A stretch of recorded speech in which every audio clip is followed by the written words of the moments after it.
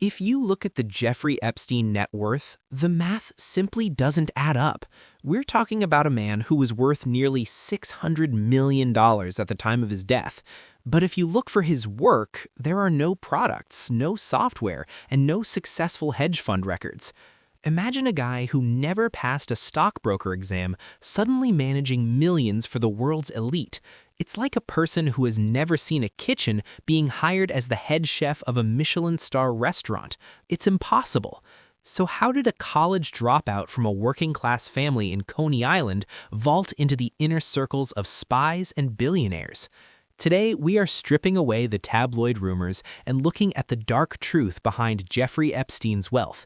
This isn't just about a creepy guy, it's about a man who was built to be a human shield. This is the Epstein story explained like you're 5. To understand the money, we have to look at what was happening in the shadows. The ghost ledger, the intelligence construct. The first dark truth is that Epstein wasn't an investor, he was a financial construct.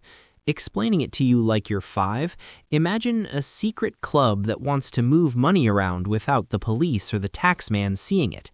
They need a front man, someone who looks rich so nobody asks questions when millions of dollars flow through his hands. Epstein's wealth was often just money passing through offshore shell companies in places like the U.S. Virgin Islands. He wasn't making money, he was storing it for people who couldn't have it on their own bank statements. He was a human laundry machine for black budget operations that the public was never supposed to see. The blackmail factory. But why would powerful people trust a math teacher with their money? Because he had something better than a contract. He had leverage. Epstein's homes weren't just mansions. They were wired like CIA safe houses.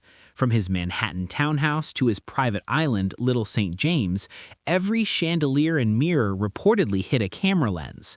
He created a pleasure palace to lure in the world's most powerful men, politicians, royalty, and CEOs. Once they were caught on tape, they weren't just his friends anymore, they were his assets. His wealth was the interest he collected on their fear. The back-off protection. The most chilling part of the Jeffrey Epstein wealth mystery is the safety net. When he was first caught in 2008, he should have gone to prison for life. Instead, he got a wrist slap deal. Why? Federal prosecutors later admitted they were told to back off because Epstein belonged to intelligence.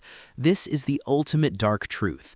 Epstein's money and lifestyle were protected by the very agencies meant to stop him. He was a tool used to compromise and control world leaders, and as long as he was useful, his bank account remained bottomless. So what is the final payoff? Jeffrey Epstein is gone, but the dark truth didn't die with him. When the FBI raided his home, they reportedly found thousands of DVDs and hard drives in a locked safe. These were the receipts of 20 years of blackmail. The internet is obsessed with whether he killed himself, but that's a red herring, a distraction. The real question is, where are the tapes? Whoever holds those hard drives now holds the same power Epstein once did. The wealth wasn't about the $600 million, it was about the ability to nudge a senator's vote or a billionaire's merger with a single phone call. Until those archives are unsealed and the clients on the flight logs are held accountable, the machine Epstein ran is still operational. He was just the operator. The machine is still there.